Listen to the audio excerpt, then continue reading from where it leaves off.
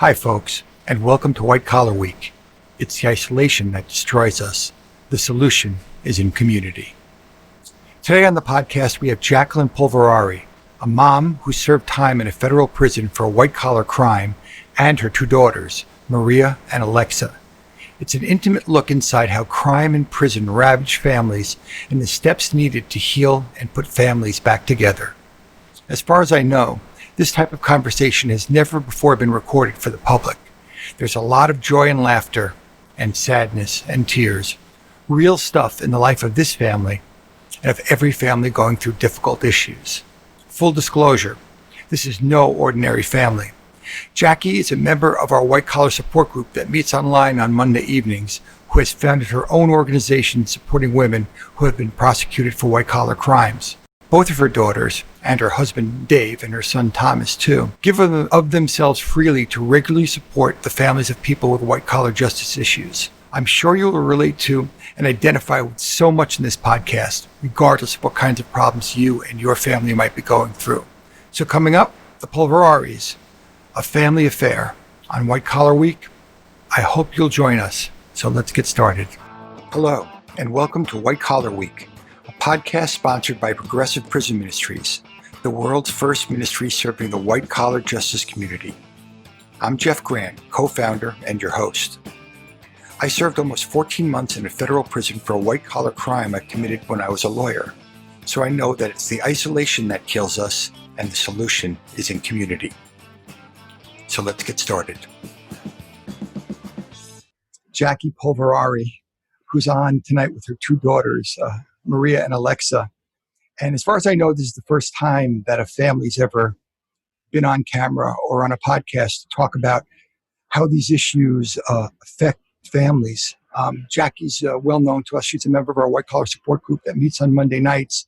She and I have spoken at colleges together, and we do all kinds of projects together. So I knew that she would be perfect for this. And I know both her daughters too. So why don't we start with Jackie telling her story? That's going to take 5 or 10 minutes, and then we'll pull the girls in. We'll get into some conversation, and we'll see how this goes. So Jackie, the mic is yours. Jackie Polverari. Hi. At least I don't have to introduce myself because you guys know who I am. My story is it's a difficult one. I owned a title search company back in 2006, 7, 8, around that time. And I had my whole family working for me. My mother, my father, my brothers, my husband, my best friend, aunts, everybody. And I made a really bad choice to take a mortgage out on my house to use the funds for my business. My business partner, who was an attorney at the time, did my closing. And we used those funds from the closing to supplement the business as to not close the business. At the time, the kids, I also have a son, so there's 3 of them. And all 3 of them were in, I believe, from middle school through college, maybe high school at the time. I knew I was contacted from the FBI, and I knew I was getting investigated, and I had not told the kids yet. And my husband and I talked about it, and I knew that I was going to have to make a decision, plead guilty. Obviously, I was guilty, so I was going to plead guilty. And I sat the kids down and told them the truth, told them what happened. I made a poor decision, and I was facing time in prison.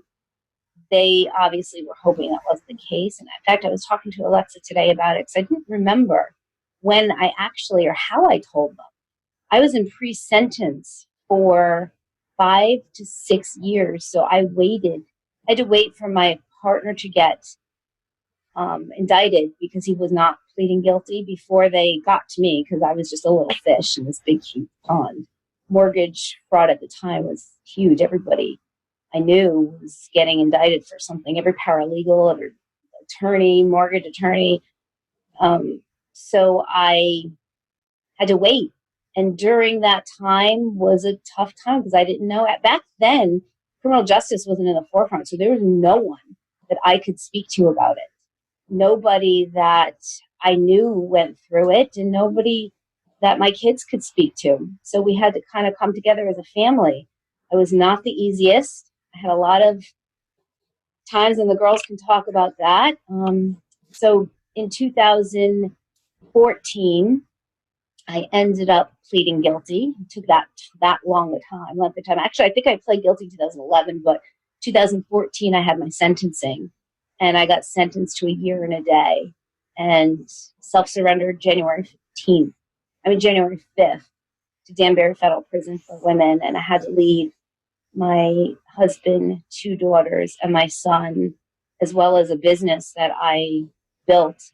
At that time, I cut the business away from my partner and rebuilt the new title search business that had nothing to do with what was going on. And I think the hardest part was the 5 years prior. And then, of course, the craziness. I was away for 7 months, came home, went into a halfway house, and we had to just recover. Reentry was really difficult. And that's my story in short. I mean, the girls can fill you in on a lot of the emotional stuff, but I was a nervous wreck. I mean, one day I was great to them. The next day I'd be screaming at them because the kitchen wasn't clean for no reason. It was tough. I don't remember, girls. What years were you in at that time? I was in my freshman year in college when you left, and then I found out I had been like 7th or 8th grade. Yeah. I remember being in high school. Yeah. Do you remember your father and I sitting you guys down? I don't remember that at all, honestly. You do? Do you remember that, Alexis? I was a freshman in high school. And you sat all 3 of us down together at the kitchen counter. I thought I was in trouble. Because you were in trouble. I know, they always, it's like the famous thing, like when you sit down around the kitchen table. Yeah, at the kitchen counter. I know. And we all like had our seats. Like you can't sit in somebody else's seat. So we all would sit at our seats. And they sat us down, and I was like, oh, what did I do now? And well, I wasn't the one in trouble this time, but it was me. I know I wasn't the one in trouble this time. So we just kind of sat there, and it just, and then I think Mommy was waiting for us to be angry, and all of us kind of just sat there and was like, okay, she made a bad decision. Like, it's not a big deal. And she was like, are you angry? And all 3 of us were like, no. And we couldn't understand why she was waiting for us to be angry. I mean, I know I couldn't, at least. I know my brother and I have talked about this as well. He has a hard time with it, actually. He wanted to be on the podcast, but he has like a hard time talking about it and expressing his feelings exactly. And it was a long, drawn-out process. So it started when I was a freshman in high school, and it didn't really end until she came home my senior year of college, but that just started the reentry process. So it didn't really end until I graduated with my graduate degree. So it was pretty much my schooling. So it was a long time, but I think the only thing that really helped us and I appreciated was my mom didn't keep us in the dark. Like yes, it was hard to know what was going on, but I think it would have been harder if we were blindsided by the whole thing. She did tell us the honest truth from the get, and I think that made it a little bit easier to swallow. Not that it was an easy situation, but it was a very difficult situation. And like my mom said, she was in pre-sentence for 5 to 6 years. And during that time, it was very difficult to understand how my mom was feeling. So like she said, she would be, you never knew how she was feeling, and you couldn't, and as a kid, like you couldn't understand why she was feeling this way. Like I couldn't understand why she would be so angry so quick, or because she had her own turmoil going on, and you know the situation, but you don't really understand it at that age because you don't understand what the fear is, and and I couldn't understand. And we talk about it often now, and I couldn't understand how she was feeling. And I think that's what made it hard to kind of understand my own feelings and, I don't know, process the whole thing. And we are a family that talks. We're very about communication, so it made it even, I think, more difficult because we talk so much. I mean, I told them immediately when I found out. I told my husband immediately as well. And God, Jeff, you've never seen me cry, so this isn't good with the girls on because Well, I was just thinking to myself, how long is it going to take for mom to cry? I know, right? Chair, I'm really starting to tear up. Oh my God. I know. She starts to. The nose turns red. I know it turned bright red. All right, Alexa, let me ask you a question. So, did you know right away that your mom might go to prison? I mean, did you understand the gravity of it at that time? No, not really, to be honest with you. Here's the thing. You don't understand really, and I didn't think she was going to go to prison. Like, you're looking at your mom and you're like, okay, she made a mistake, but she's my mom and she doesn't do anything bad. So, when you think of going to prison, you think of prison, not to federal prison or so I didn't think that she was going to go anywhere. And I didn't see her as a bad person. So I was like, I couldn't understand where that was coming from. So I didn't think she was going anywhere. And then when I was that age, I felt the need to be perfect. So when it came time to go to sentencing and everything, like the judge would see, she has perfect kids and she's a good mom and she's a good person and she can't go anywhere.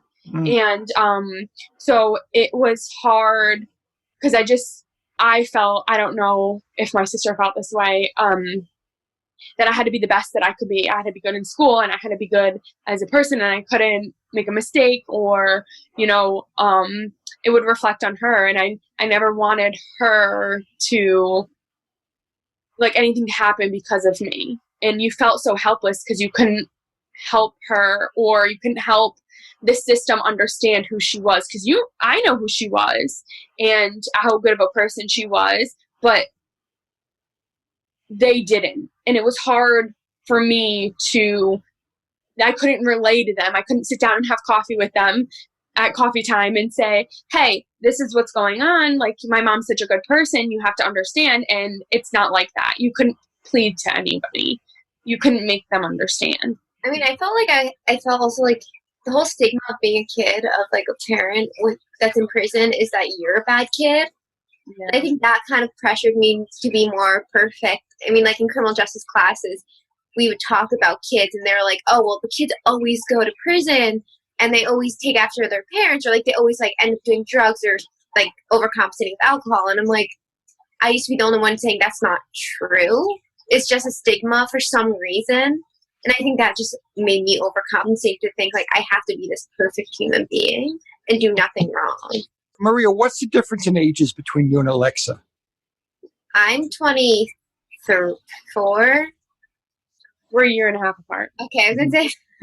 We're a year and a half. We're a little know how old I am. And Maria has her master's in criminal justice. Yeah, with concentration in she has criminal justice. In juvenile? Yeah. Yeah.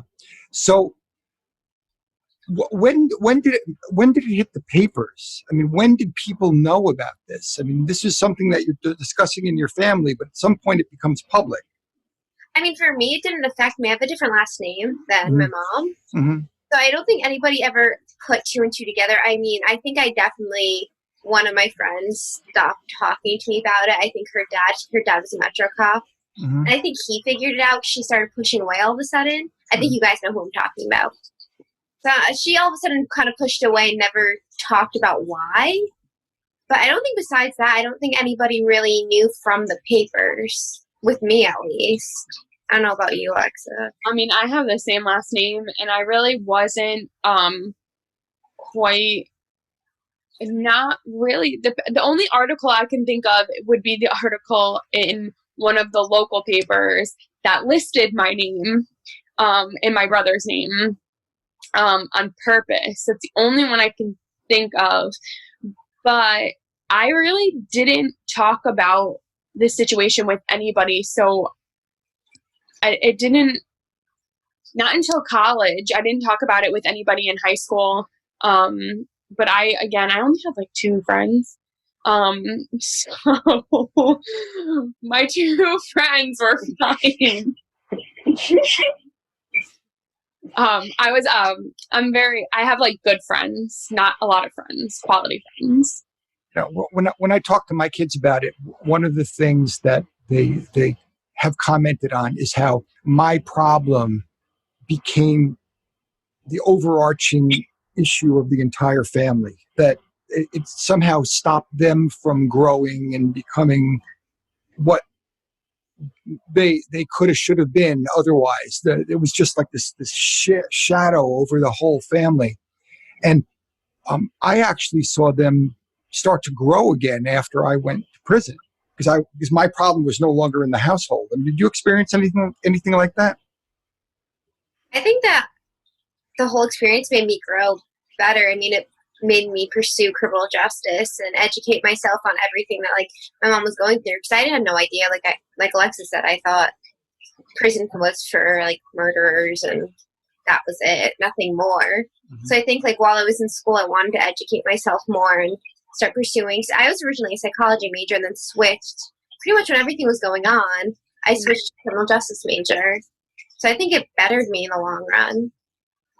I mean, I think that our family had a hard time, definitely, and it definitely was, I don't know, it was over our heads. However, I don't think it stopped any of us from growing. I have a master's degree in business, and I think my mom always encouraged us to learn from her mistakes and was always honest with us and encouraged us to pursue our dreams and whatever we wanted. So I know my brother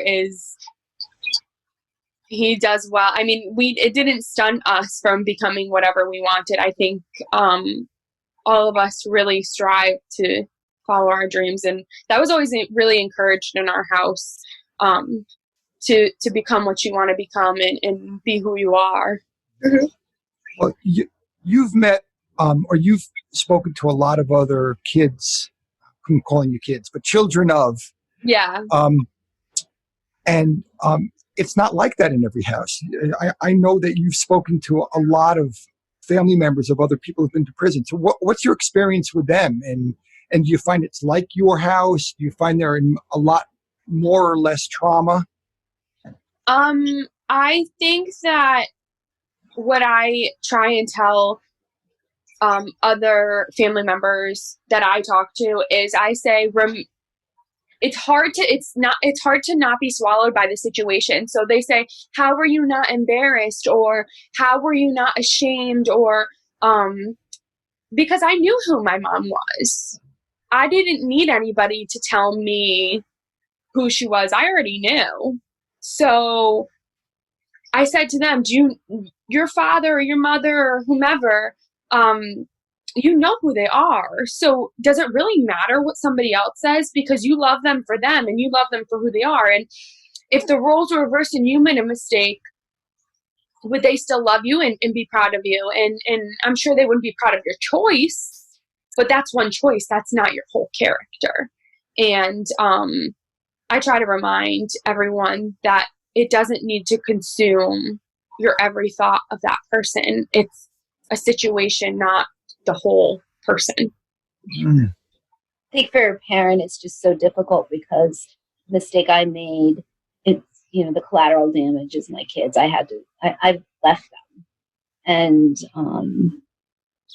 for me, I mean, the first visitation, the visitations were, in the beginning, were so very difficult. Towards the end, they got a little bit more relaxed. But Jack, let's talk about the actual mechanics of the first visit, because you guys came to visit your mom for the first time, and she's in Danbury, so it's not that far from your house, right? It's maybe 40 minutes from the house. I was in school, so it was like 2 hours. I honestly saw my mom more that semester than I would have if she.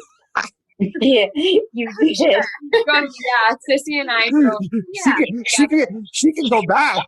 She can go back. It's not a problem, Maria. It was like every other weekend I would drive down. Yeah, she would. So I was halfway in between home and school, so she would come down to me, and then I would drive us down. Mm-hmm. So we carpooled, but actually, I wasn't allowed to visit the first time. It was horrible. It was absolutely horrible. When I started pre-sentence, I adopted Alexa when she was 18. So when I started pre-sentence, I hadn't adopted her yet because she wasn't 18 years old. And her biological mom, my husband and I have been married for 16 years, and her biological mom was never a part of her life. And so when I went to prison, they had her as my stepdaughter. And we have never used those terms in our household. I mean, they're my kids. I have 3 beautiful kids. And because she was my stepdaughter, she wasn't allowed to visit because she wasn't on the visiting list. So only Thomas and Maria and my husband were allowed to come the first time, and Alexa couldn't. So, Alexa, did you know that in advance, or had you driven up there and were you turned away? I found out the night before, so it was the first visiting week, which all of us were home for winter break because we were all in college. So I was a junior, my brother was a senior, and my sister was a freshman in college, and we were all home for winter break. And it was a Friday, and I was working for the business, actually, and I remember Mommy calling Daddy and saying to him, I need to talk to her. It's important. And I remember her getting on the phone, and she was crying hysterically, and she said, "I'm so sorry, you can't come. You can't come see me." And I was like, "Why? What did I do?" And she was like, she told me why, and I knew it wasn't her fault. Paperwork wasn't updated, and that was a lesson, and I hope other families, understand that, before they go, just to make, if they're in a similar situation, or, but I would have to fill out a visiting form, and hand it in, before I was, okayed to go. Now visiting forms can take some time, so I got scared. So my brother and my sister and my dad all left at 9 o'clock the next morning, and I was home by myself. And it was really hard. And I didn't know if she was okay. I didn't know where she was. And my brother and my sister and my dad reassured me that they would let me know what was going on. But I couldn't see it with my own eyes, and I couldn't see my mom or hug her. And I was alone. So, and I didn't talk to anybody about it, so. And at the time, you didn't know what the procedure was. I mean, you didn't really know that you had a clear security, or that you had to wait for, you didn't know how long it would be.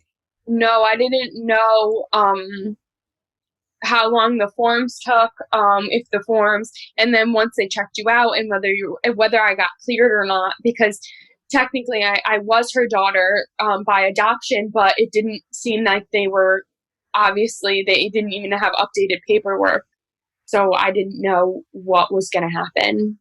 Yeah, we updated it, but they didn't. So why don't you each talk about the day that that Jackie had to self-surrender to prison, what that was like. So clear, solely because of Dave. He brought my mom, and I was really upset. I remember being really upset, and I was holding it together. I think I didn't cry at all. I was just trying to hold it together. Dave came, walked into everything that happened, looked at us and goes, so his go-to if we're sad is food. So he looked at us and goes, "You guys want to go to the diner?" And to me, like, that just pushed me over the edge. And I remember, like, smiling. And I'm like, how can you go to the diner right now? Like, Mom's in prison and we're not going to be able to talk to her. Because I know there was, like, a waiting period of talking. So I didn't even know, like, when the next time we could talk to you was. It was just you were going to call us. And I was, like, miserable. And he's like, so diner?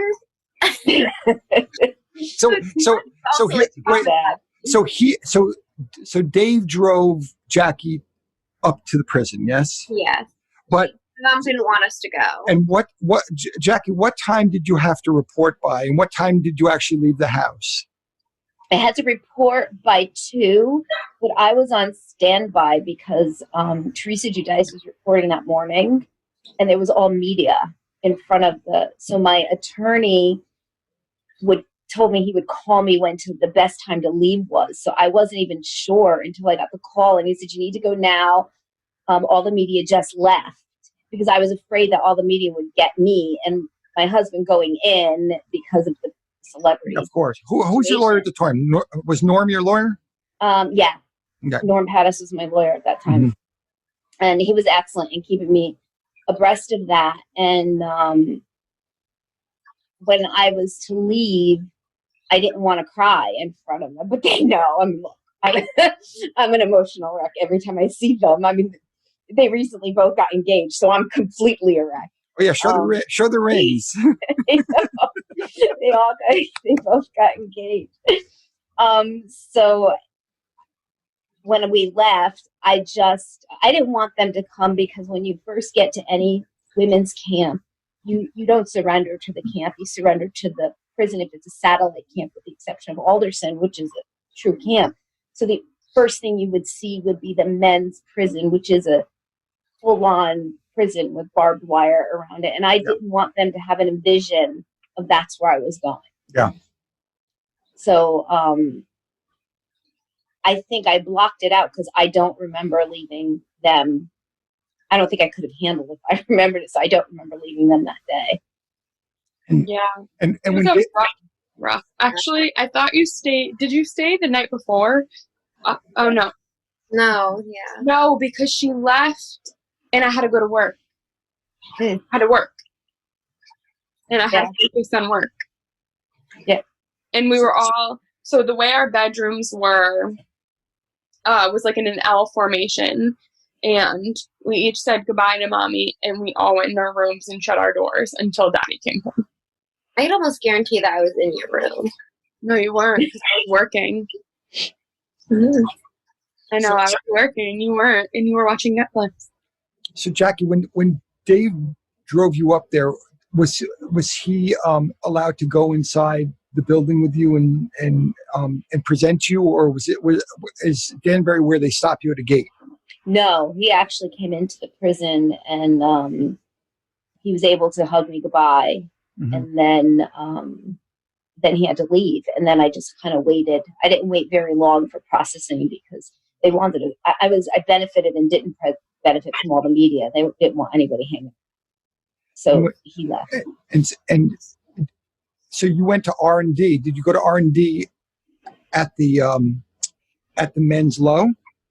Yeah, they don't do it up in the prison. In fact, I went to R&D, and I had to do all the embarrassing checks and the strip search and the whole thing. And then they just gave me this big sack of clothes and a pillow and said, "Okay, the camp's up there." And I'm standing there, and it's snowing out, and I looked at them, and they said, "Oh, no, you can walk."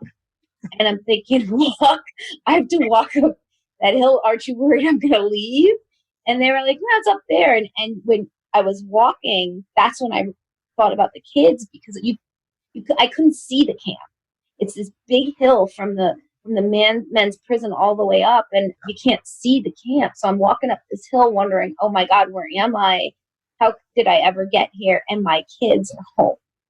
And that was hard. That was really hard. Could Dave see you from the parking lot walking up the hill? I don't know, Dave, could you see me from the parking lot? No. He said no. And did they ever put cuffs on you?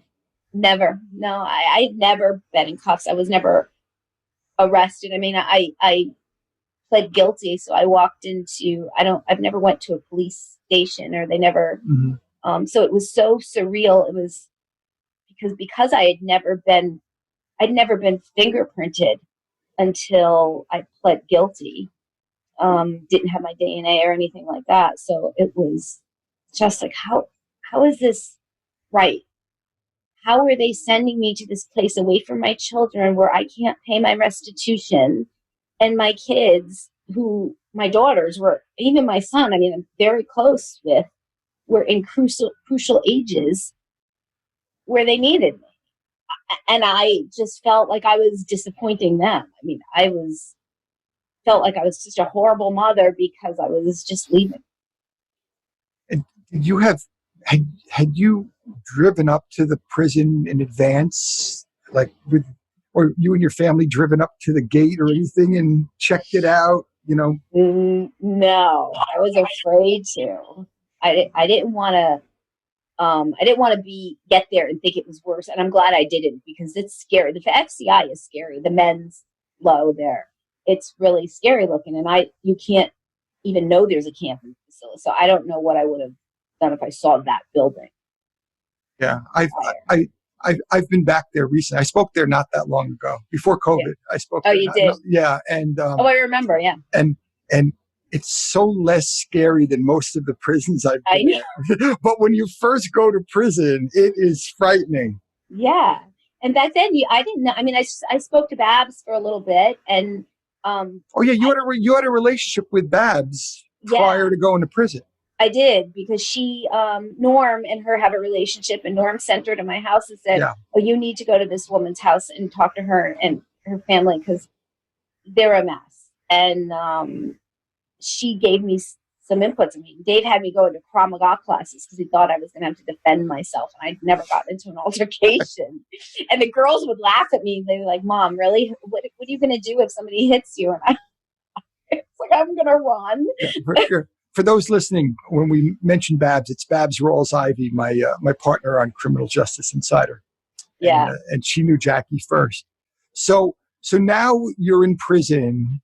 You have to report to the women's camp up the hill.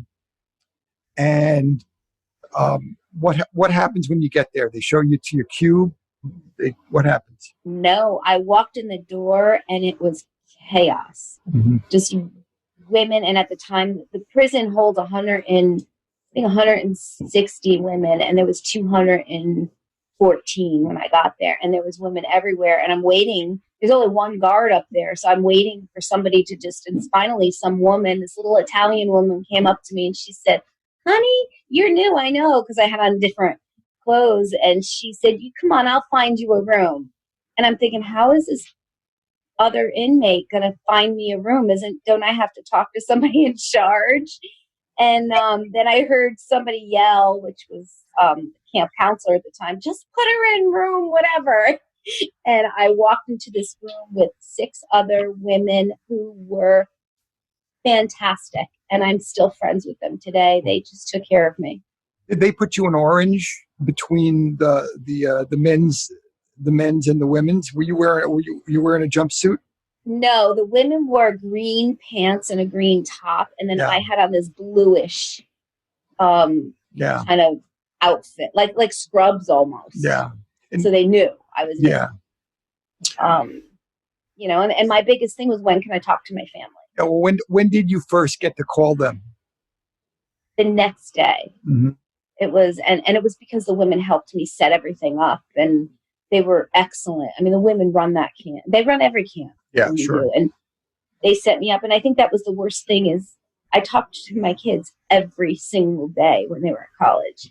And because you're only allowed 300 minutes, I have 3 kids, my husband, and my parents.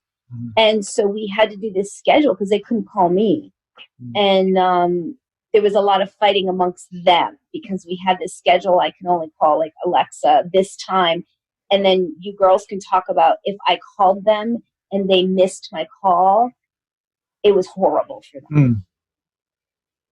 So that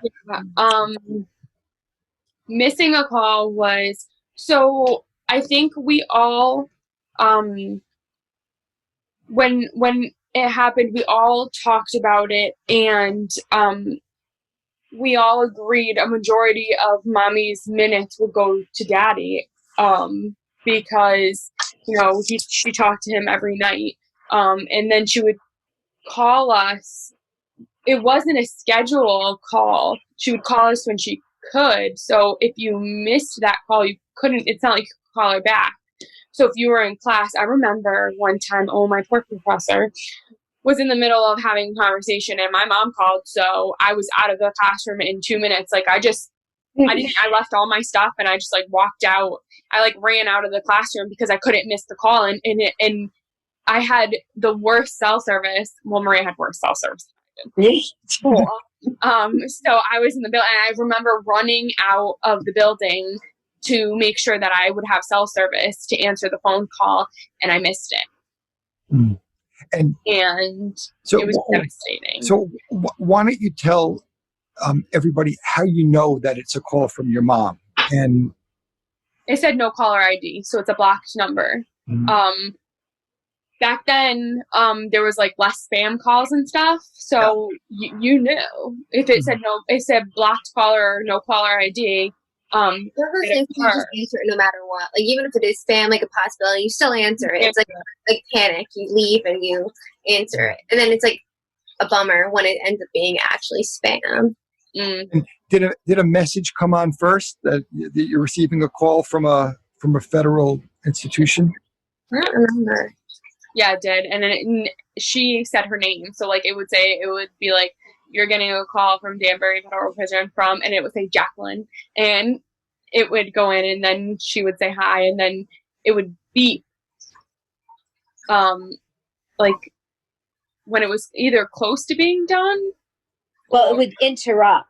If you guys remember, it would interrupt, and it like they didn't know. Every 3 or 4 minutes, I'm talking to them, or I'd be on the phone. Maria would be at work, and then all of a sudden, I'd be talking to her, and it would say, "And this is from a federal prison." So, like, you didn't know you were talking to somebody from a federal prison. It would interrupt the phone call all the way through a 15-minute phone call. Yeah, and that was annoying because then you had to stop talking. So really, it wasn't a 15-minute phone call. Mm-hmm. So tell us each about the first. So the first time you each saw Jackie was a different day because Maria got to see her first. So Maria, why don't you tell us that now you go to visiting for the first time and you're with Dave and you're with Thomas. So tell us about that, and then we'll come back to Alexa following up.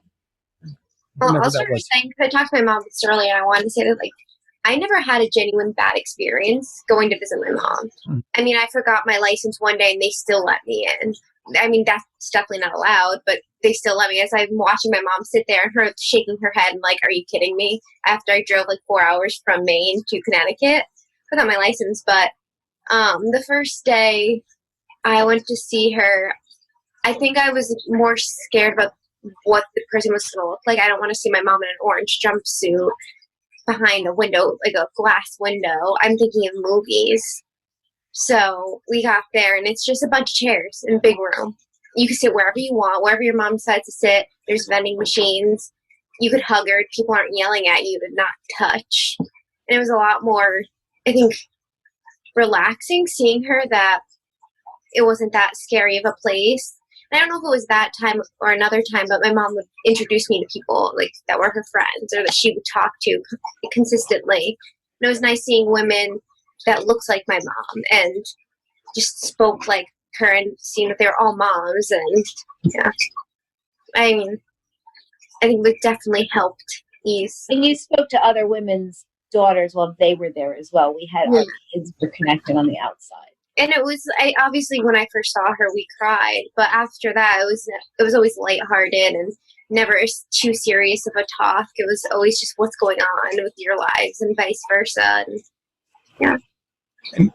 And is she kind of pointing to the other women who were there and kind of giving you their stories a little bit? This one did such and such, and you're looking at them and say, well, that doesn't look like someone who would do such and such, right? Just like school, like the basic drama. My mom's like, this woman over here, and this one, she makes this here, so she has the hookups. And I'm like, okay, Mom. How did you feel when Alexa couldn't be with you? I mean, was it like weird? I mean, did you feel like uh, guilty? I definitely felt guilty, and I also didn't understand. I mean, Alexa's been my sister. I never called her my stepsister. We used to tell people we were twins when we were little. So I was like, I didn't understand. Even if she was my stepsister and she has that name of Steph, I didn't understand why she couldn't come. If this is somebody my mom wants there, why couldn't she be there? I just didn't understand. So, Alexa, how long did it take for you to get to visit Jackie? She's crazy. Alexa's a little crazy. You see, rules, well, procedures took forever in Danbury, and I am not a patient person.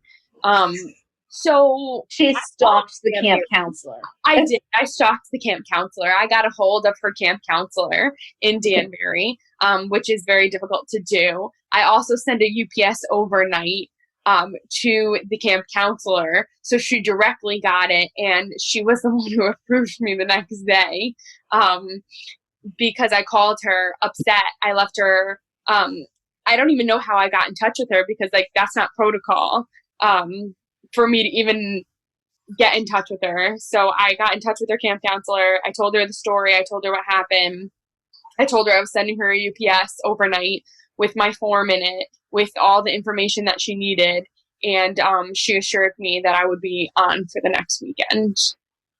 Did that happen? Yeah. Oh, yeah. And I got called into the office. Mm-hmm. Yeah. And that was, because, you know, they don't use first names in prison. And I got Polverari to the office, and I was terrified.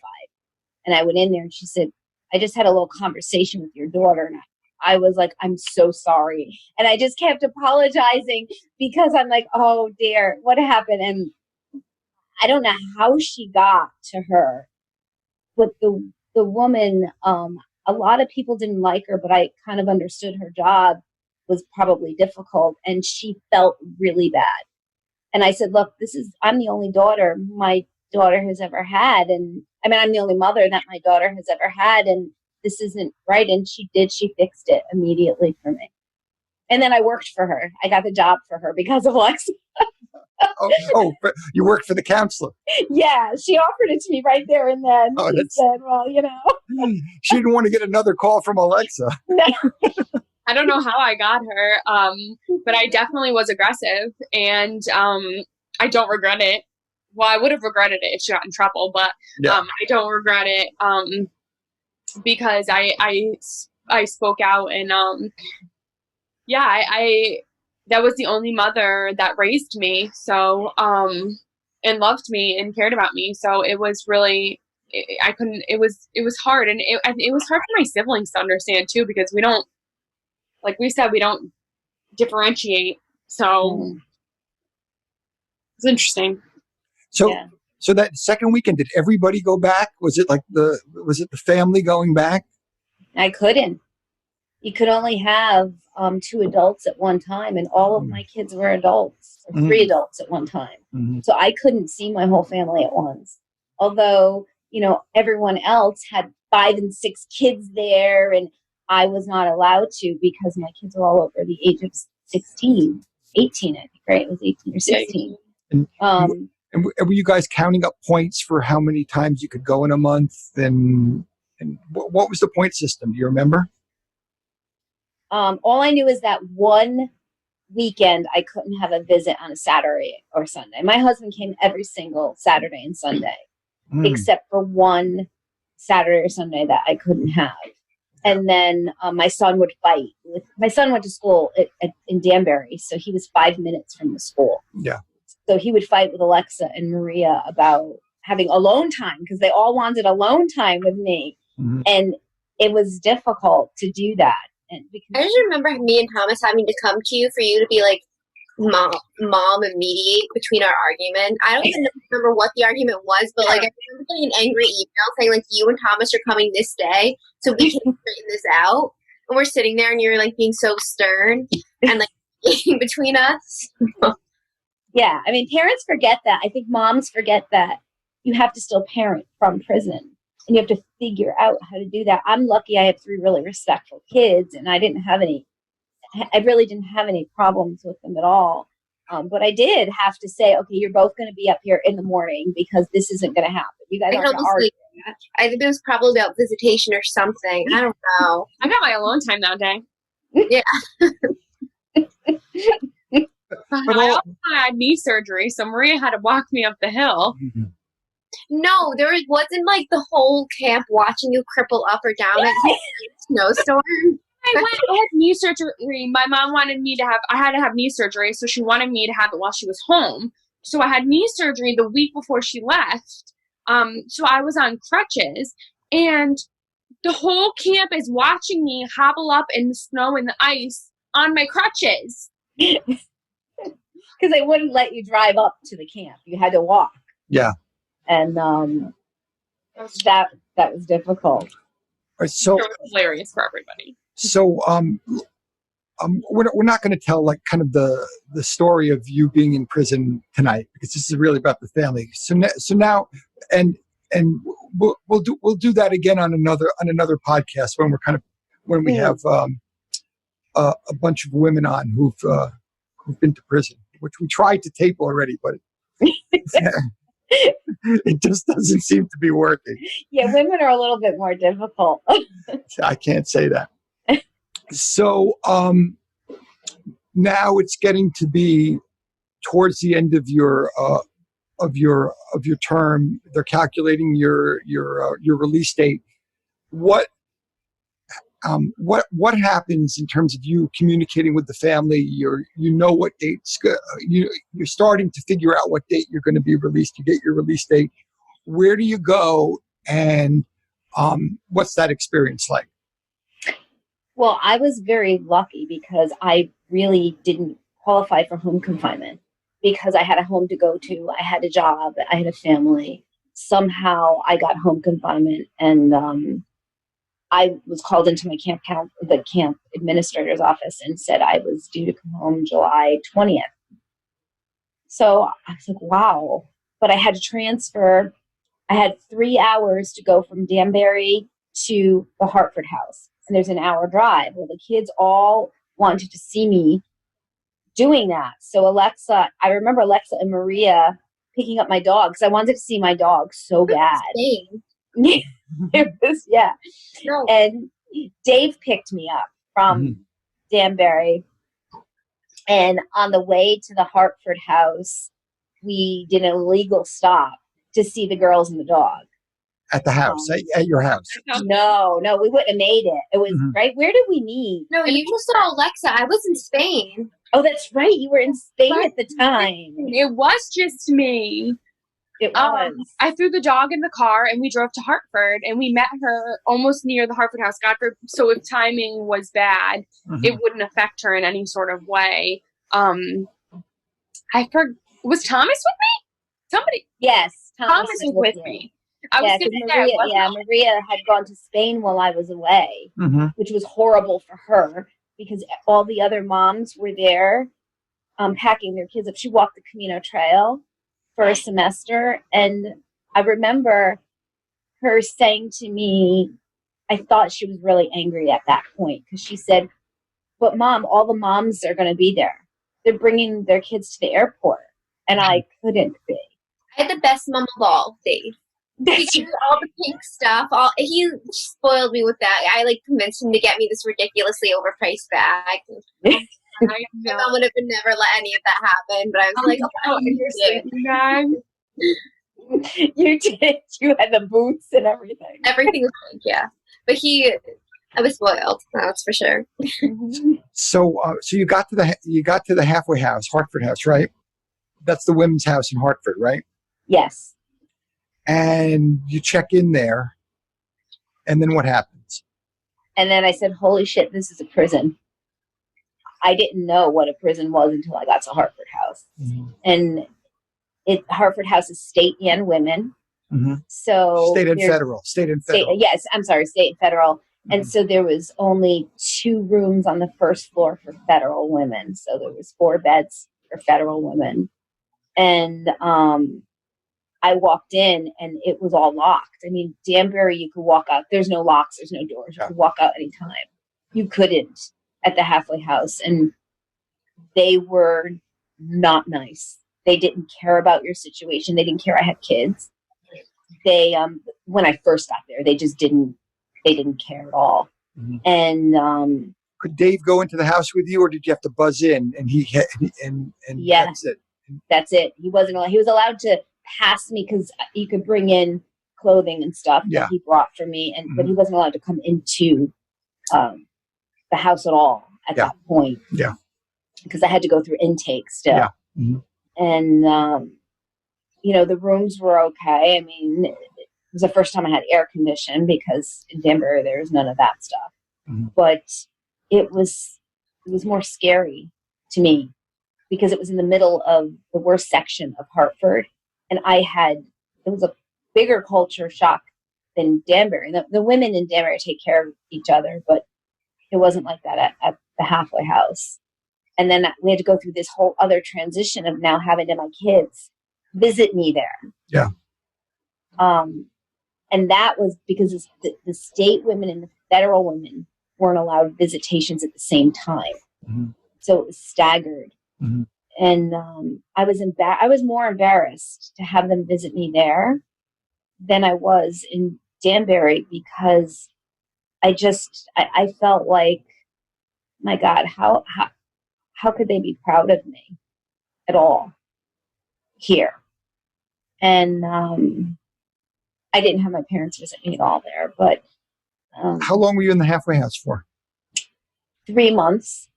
However, it was the most ridiculous thing. And I will tell you that I get, you know how I feel about the halfway house. I'm very angry with the whole halfway house situation because I worked from home. So I had a job. So I live in Branford. I would drive every morning at 7 o'clock. I'd leave the halfway house and drive home. And I'd work all day till 7 at night. And then I have to drive back there to sleep. And then they took 20% of my paycheck. So I had to pay for my bed. So I had to pay.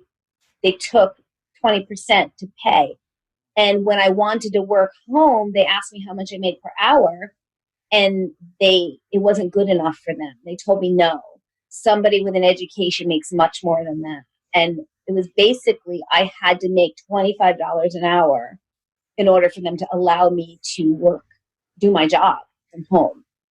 And then once I worked for 2 weeks in a row, they would let you come home on one weekend, a night. One night per weekend? Yeah. But they let you have a car. Yeah, my car was there from the third day. And so now you're in this difficult part of Hartford. Were you concerned about your safety? Were you concerned about your car? Were you concerned about? Well, the first week I was there, actually, even though I had a job, I had to leave at 8 o'clock every morning to go look for a job. And I had to fill out this form. So I had to go take a bus. And I'm embarrassed to say that I had never taken a city bus before. And I felt really dumb because all these women knew exactly the routes and I didn't even know how to read a bus route. And I was terrified because I had to get on this bus. I didn't know where I was in Hartford. I'd never been in the center of Hartford at all. And I had to go and look for a job. And you didn't set it up. You just go and knock on the door and say, can I fill out an application? So did they send you up to like CT Works up in Windsor or anything like that? No. I had to just fill out, Dunkin' Donuts, wherever. And I would go and people would look at me and say, why are you here? And the thing that didn't make sense to me is I had a job. So why would I need to go and look for a job when I wasn't staying at the Hartford house and I had a job to go home to? It was not a lot of common sense to me. Yeah. And it was very frustrating. So girls, did you ever visit mom at the halfway house? She was home every day. Did you ever go up there? I did once. I don't remember why. So I remember having a serious conversation between my mom and Dave and I. So something happened. But I remember sitting in the basement. There was one computer and one couch. And it was kind of a dingier basement. Like, it was definitely like a used couch they got. It was like, I didn't really want to sit on it. Yeah. And then my mom was sitting on like a metal chair. It wasn't really furnished, but I don't think I saw the actual, like, the rooms or anything like that. Yeah, I met Maria's at the time, her boyfriend at the time. I met him. I had to meet him in prison. She brought him to prison to meet me. Really? Yeah, for the I first was embarrassed. I was never embarrassed in my mom's situation. I told all my friends in college what happened. I remember sitting them down and telling them the situation. I took a different approach than Alexa with the phone calls. I told all my professors. I told all my friends. So I'm like, if I leave, that's why. I didn't want to fail my classes or get in trouble. But I was like, I'm also going to leave if this is going to happen. And my friends were the same way. And my boyfriend at the time understood. We were first started dating. And I think like a couple weeks in, I was like, I kind of have to tell you something. There. But I remember we had to walk in and he was wearing khakis. And the men aren't allowed to wear khakis, apparently. Yeah. So we had to go down to like the Burlington coat factory and get him jeans for him to change really quick. So, yeah. And I don't think it didn't affect our relationship. But honestly, my mom and him had a good relationship. Is this the same? Is this the same guy you're marrying? No, different. That was the college guy. This is the real guy. Nobody ever really cared. Everybody I've ever told was like, okay, and like, it's the past. It's not that big of a deal. And they're like, also, it's not you, so who cares? And your mom's a good person, so what does it matter? So, Jackie, you come home from the halfway house. Now you're on home confinement, or did you go straight to probation? No, I had home confinement, which was worse than the halfway house. So now you had to go back once a week to the halfway house, right? Yeah, the transitioning is crazy. And I say this, and I wish someone from the BOP really watches this, because you transition these women into a prison, into this camp, and they become accustomed to a certain way of living. Then they're transitioned once again into a halfway house, and they have to become accustomed to a more stricter way of living. Then they transition them into home confinement, and you think you're free. Oh my God, I'm finally home. No, because I was getting phone calls at 3 a.m. to make sure I was home. And I'm thinking, where am I going to be at 3 o'clock in the morning? Of course I'm home. And it created such anxiety that I started taking some anxiety medication. But I couldn't take it because I knew they'd wake me up in the middle of sleeping to say I was home. And then they would come and visit me randomly once during the week. And then I had to go back to the halfway house once a week. And then they would call my employer, which was me. So I would be sitting there working, and they would call and say, I want to make sure that you're there. And I'm like, okay, I'm here. Where else am I going to be? It was very stressful. And everyone said to me that I knew, like Babs and a couple other women, stay in Danbury till you go to probation. But in my mind, I was going home. I was free. I was coming home to my family.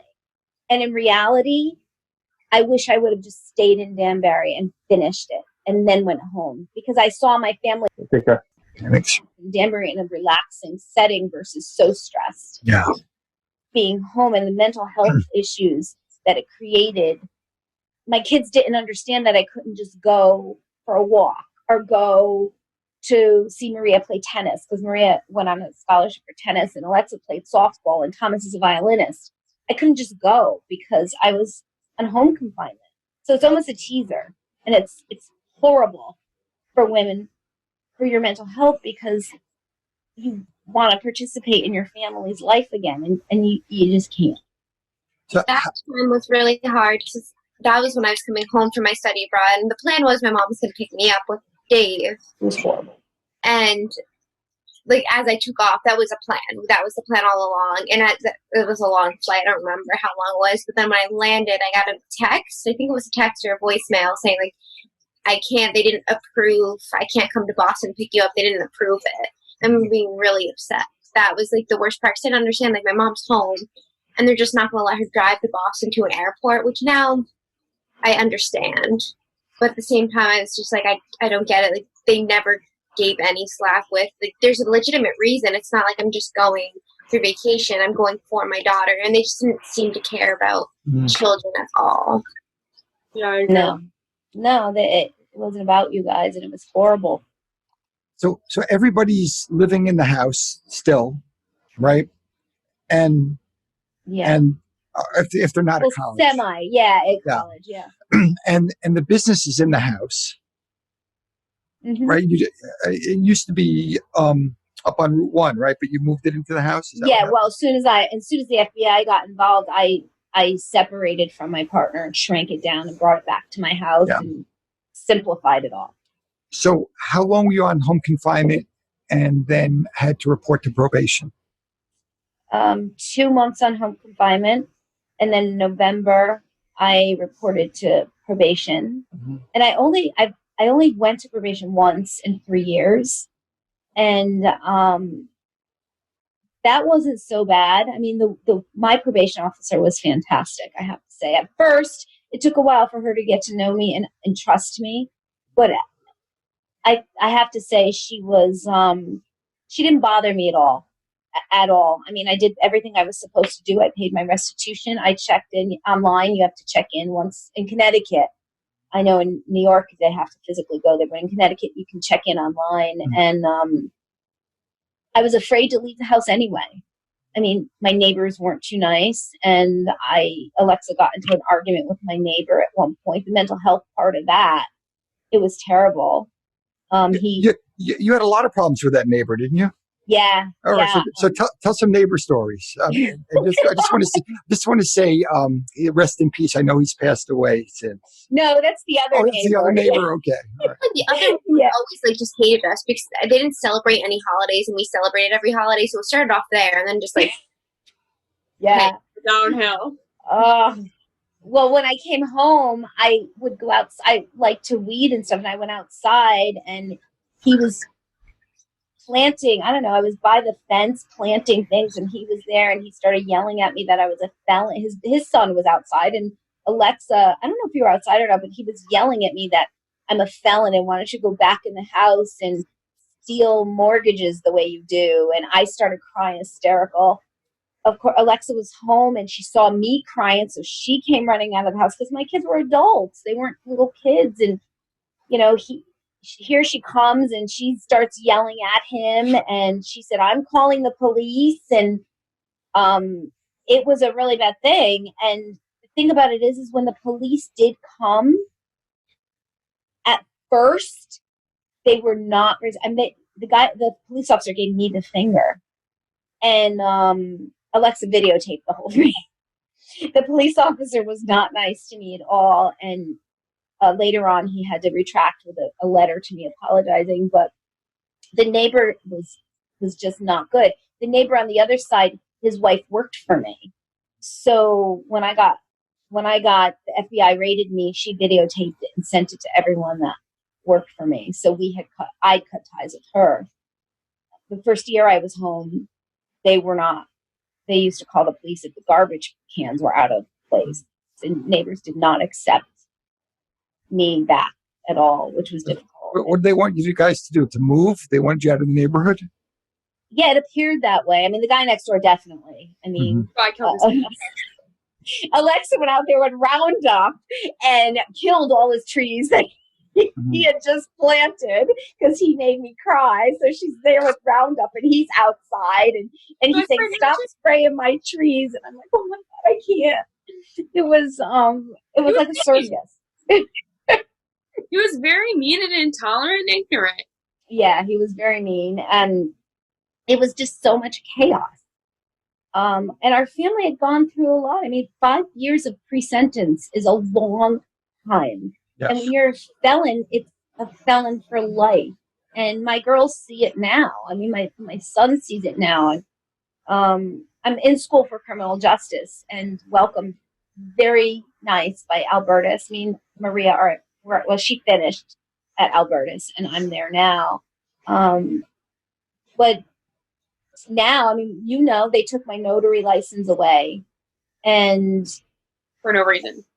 Well, no, there was a reason when I reapplied for it. I mean, when I had to go for an extension of it.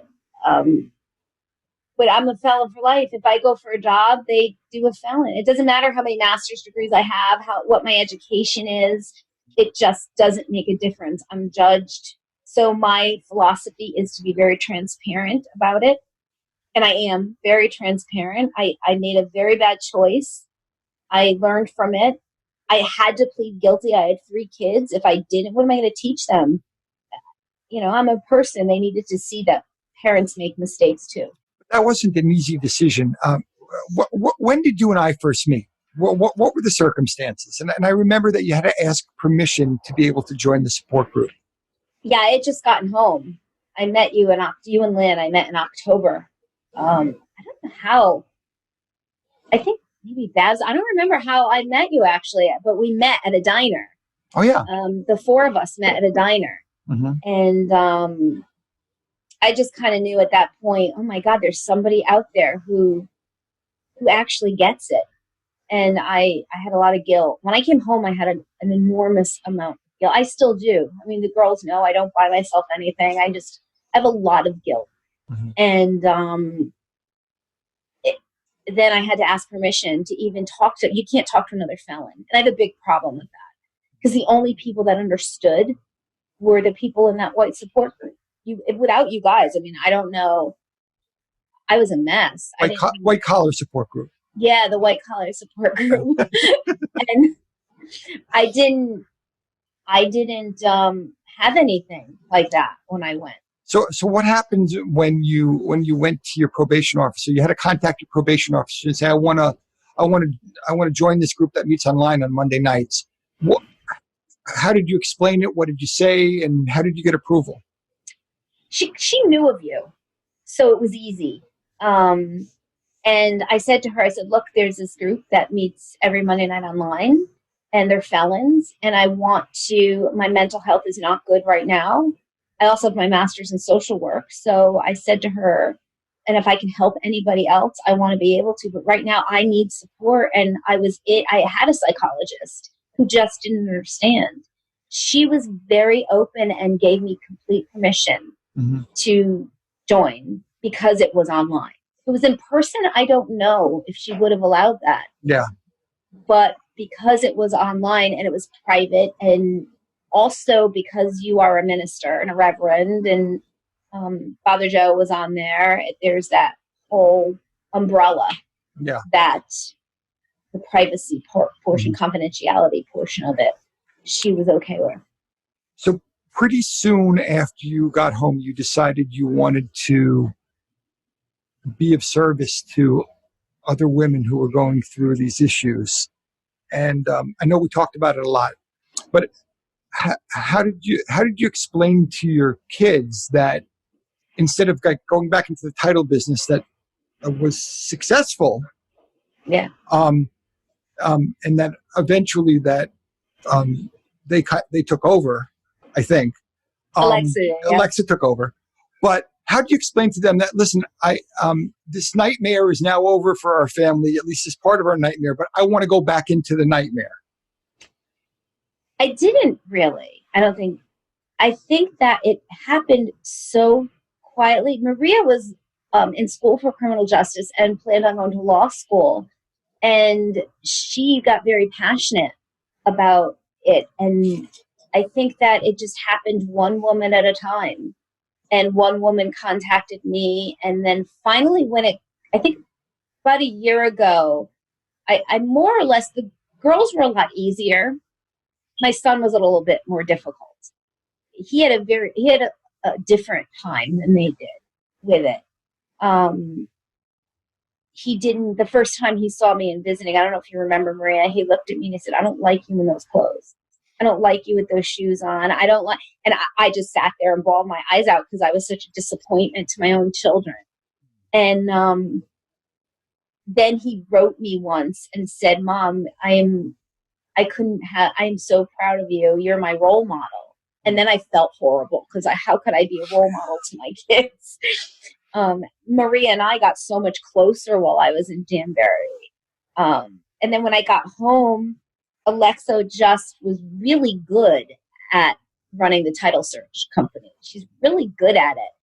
And I thought, well, my kids are okay. Alexa's good at it. Maria's fantastic. She's working as a paralegal now. She's really doing well. And Thomas is successful at being a musician. And they said to me, Mom, we want you to be happy and do what you want. And they really have just always supported me. And my husband, he just, when he gets frustrated, he just shakes his head. And he's the most unbelievable, Dave, so supportive to anything that I want. I'm sure it's not easy for them at times. My phone, ask Alexa when she's home, my phone doesn't stop ringing, and it's a lot.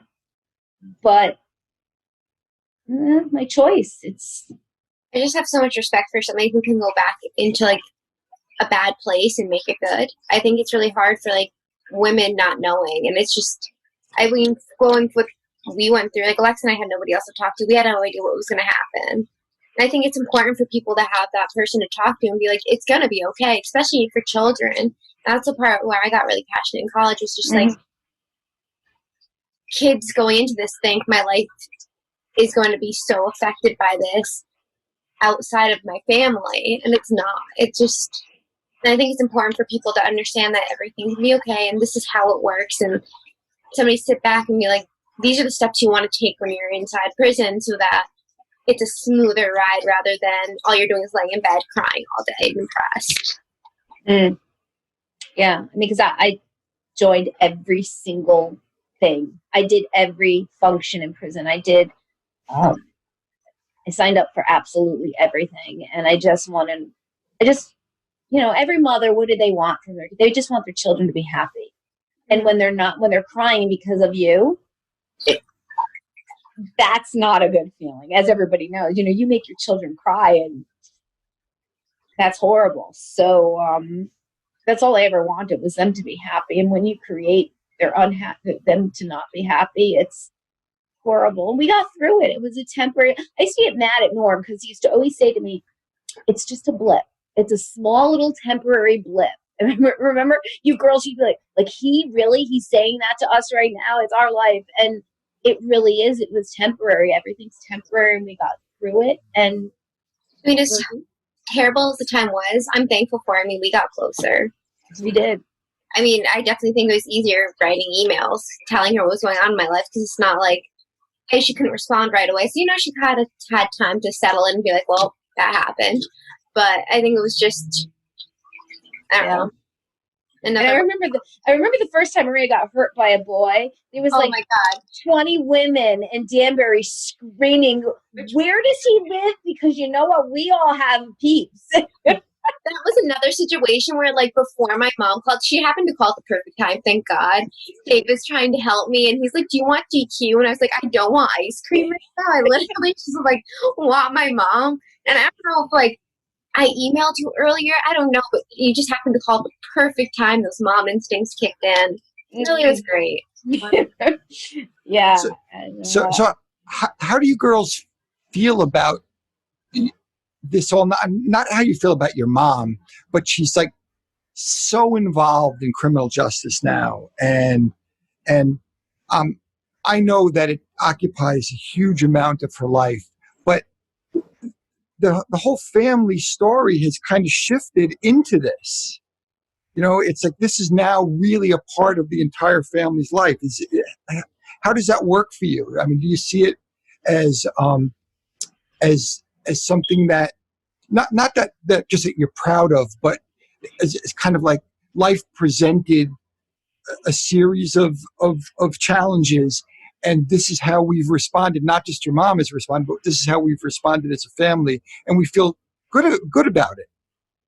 I think what my mom's created is amazing. Something that, like, people can look at and be like, there's more than just prison, and that there's more people out there like me. And I just think that, I mean, it's humbling knowing that, like, this is our story. You can't change it, and it's who we are. And if you don't like us for that, then don't be a part of our lives. It's as simple as that. I know Lexi's she's a people pleaser, totally different. I'm like, if you don't like the way that, like, my family is, and that, like, my mom went to prison and we went through it all, then just don't be a part of it. Don't judge me or my mom or my family. You don't know us. Yeah, I agree with that. I am a people pleaser, but when it comes to this topic, there's no toleration for ignorance. Especially when she's created such a safe environment for women and their families to feel that they're connected and to feel that they aren't alone and they have support, and for them to know that there is an end and that, you know, we did it so your family can do it and it's not going to tear your family apart. And by all means, we are not perfect. I was not perfect. I had a meltdown after she came home. By all means, it always wasn't smiles and rainbows, and we did struggle. However, our family has come through it, and we've come through it strong and close. And I feel that we can give that to another family and give, you know, a sense of hope and a sense of calm. And they know they get, you know, my mom has created an environment where they get support and information that, you know, I think would have been helpful to us if we had the opportunity. So, Alexa, I was at your... What party was I at? I was at your engagement party. Yeah, because that was also the Christmas party, right? It was both. It was both. Okay, that's why I was trying to figure that out. All right, so I'm at your engagement party, and I'm looking at this family that you're marrying into, who may not have the same information or values. How do you talk to them, or even your husband-to-be? How do you talk to them? And how do you talk to his parents about something that is usually very stigmatized, and now families are coming together? Yeah, actually, I do have to say they don't judge about it. Cameron doesn't. He listens and he learns and he doesn't say one word about it.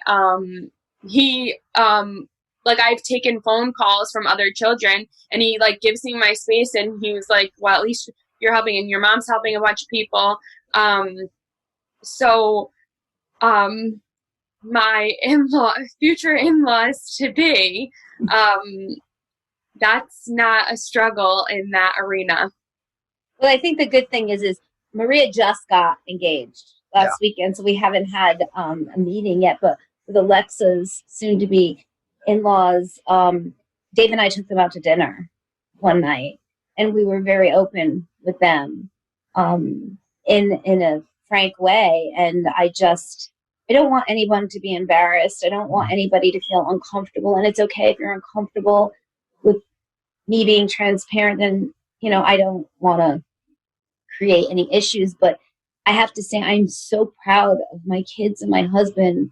I mean, my husband and I spoke to a couple last week that it's very rare for a husband to be able to speak to another husband whose wife is going to prison. Mm-hmm. And I think it was such a great godsend for that man, because he didn't have anybody. He couldn't tell his work, and his work doesn't know. He's in a powerful position, and they don't know. And my 82-year-old mother has spoken to other mothers of women that are in prison, and she's now very involved as well. And and she makes great eggplant. And she does, and she cooks. I mean, my husband gained 60 pounds almost when I was in Danbury, because she felt the need to cook for him every single night. So this other couple that you met with, they're in Virginia, somewhere down there, right? Yeah, somewhere down there. Yeah, she's been on the sport group call. Yeah. So I think that's how you met her, actually, on the sport group. Yep, I did. So do they have kids? Is this going to be an immersive experience between your families, do you think?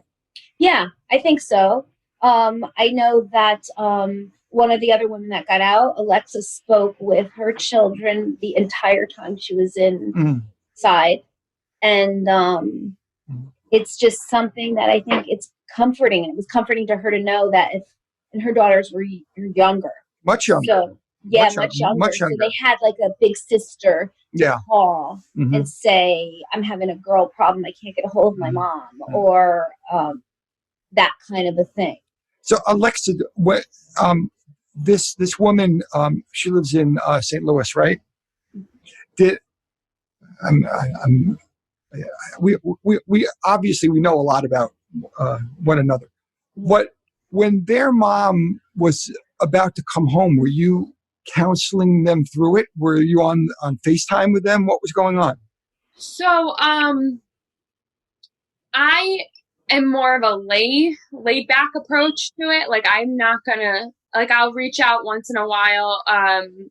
But I waited for her to kind of them to reach out to me, because I don't want to be another added stressor. Like, oh, I have to answer her. Oh, I have to, talk to her when I don't want to. So just kind of letting her know that I was there. I did, however, FaceTime with her a week before her mom came home, coincidentally. And actually, with the situation with the COVID and everything, I was trying to make sure she didn't get too excited and have a disappointment, but also, not dampening her spirits as well. So, but luckily it all worked out for them, and I'm super happy for them. And Yeah, I'm just very happy for them. This has been great. Why don't we go around the and each of you tell us kind of your big takeaway here, because I acknowledge it took a lot for not just to go through it, but now you even to come on a podcast and talk about it. It requires some fortitude. It requires a decision to be made. But you all made that decision. Each person has to make their own decision. So what's your takeaway from all of this that you want people to leave this podcast and this experience with? And then what we'll do is we'll give your mom the last word to be able to tell everyone how to contact her if they're going through criminal justice issues, and especially for women who are going through these issues. So, Alexa, why don't we start with you and tell us what what you'd like everyone to remember or to know. I would like everyone to remember that everybody makes mistakes, and that doesn't define them as a person, and that everyone and to remember to listen to everyone's story and be able to sympathize. I mean, judging is not going to help anybody in this world, and also, if you've been through something, help give back to help other families. So my takeaway from this is my mom took a poor choice of hers, and she really, I think, created something amazing from it, and something that gives to a lot of other people and a lot of other families. And I know I'm super proud of her, and I think my takeaway would be how she handled the situation with grace in class. And you can make a mistake, it's how you handle it and come through it. Lovely. Maria? I just agree with Alexa. I think my takeaway would be just that you have to listen to everybody's story. I mean, with my mom's situation, it was in the newspaper, but most of it was wrong. You can't just judge somebody off of a paper. I think you need to get to know them and their family before you can make any judgments, and that people should have sympathy for children and the people in prison. I mean, my mom felt guilty the whole time. It wasn't like she was sitting there relaxed and taking it day by day. She was guilty, and same with me and my sister and my family. I mean, we were upset about the situation and sad. It's just people need to be more sympathetic. Jackie? I think it's important for people to understand, especially with families, that they can get through it. Our family did. Again, like Alexa said, we're not perfect. We have fought. We have gone through times where we didn't speak because we didn't know what to say to each other. And we got through it through love. I think that there's a lot of judgment, a lot of hate out in the world today, a lot of anger. With this situation, anger is so prevalent, and I don't think the kids know what they're feeling. and they don't know what they're feeling until you really come home, and they could finally have that aha moment where they may get angry at you, they may act out a little bit. And I think the most important thing is to women to realize they are not perfect. There's no manual that comes with parenting. There's no manual that comes with life. We do the best we can do. We make bad choices, just like our kids make bad choices. And you have to own up to those choices. And you have to say you're sorry. I was sorry to my children and my husband, and I was. And I think that if there's more empathy and more acknowledgement and taking responsibility, I think families would get through it a lot easier and stronger. I agree. So, Jackie, why don't you tell everyone how to contact you and what your basic services are? Okay. I have, you can reach, our website is www.evolutionreentry.com. Email's easy, evolutionreentry@gmail.com, or there's a contact form on there. I work with any woman who is about to go to prison, who wants to learn about how to survive and what to expect and how to help talk to their kids and tell their children. And then when they come home, we have people that specialize that need housing. We have employment that we help with. We help teach you how to be transparent with your story and teach you how to talk to an employer. That's so important, especially for white collar. We don't have a clue. How do we sit down with somebody going for a position and tell them? And you have to with Google today. So, and we have services, obviously, for children to talk to. All my kids do. For your husbands, my husband is, and for your moms that are elderly and don't understand. My mother also talks to people. So reach out for any reason at all. Please do. We're more than happy to help. Well, thank you all. I can't tell you what a beautiful podcast this was. And the next time I see you, probably be at Alexa's wedding. No, 21 and then 22. if it's the wedding's pushed back to 21. Yes. Oh, I didn't know that. I didn't know that. I know. We haven't got those cards ASAP. I know that the thing is going out. I was very scared that you were really pushed it a year. Oh, you pushed it a year? Wasn't it originally in 21? Yes. Yeah, originally. And then we're pushing it back to the original date for the COVID reasons and being responsible. And then Maria got engaged, and then Alexa said, she better not take my date in 2021. That was a little of the world drama there. Well, whatever goes on in the house with two daughters getting married at the same time, I don't want to know about it. I don't want to know. Oh, but of course, we'll hear about it.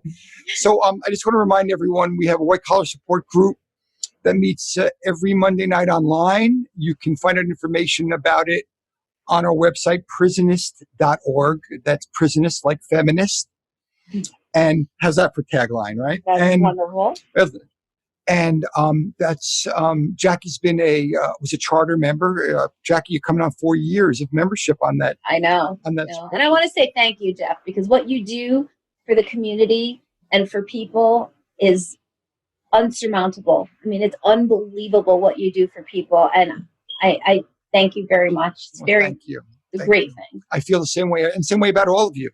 Just a blessing. So. Thank you all, and we'll see you next time. Thank you for joining us on White Collar Week, sponsored by Progressive Prison Ministries.